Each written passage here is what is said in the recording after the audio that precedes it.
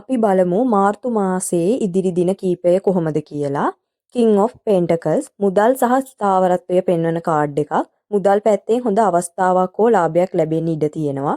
Two of Cups දෙදෙනෙක් අතර සම්බන්ධතාවයක් හෝ එකඟත්වයක් ඇති වෙන්න පුළුවන්.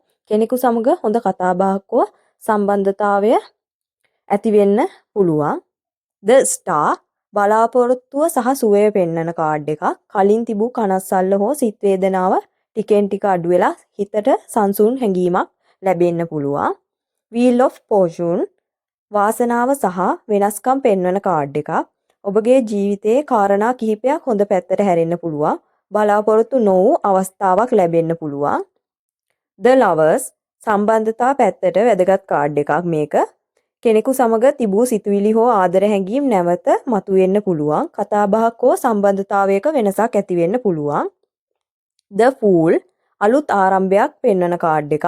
මාර්තු ඉදිරි දිනවල ඔබට අලුත් අවස්ථාවක් හෝ අලුත් පියවරක් ගන්න හැකි වෙනවා. බය නොවී ඉදිරියට යන්න කියන පණිවිඩය මේ කාඩ් පතෙන් ලැබෙනවා.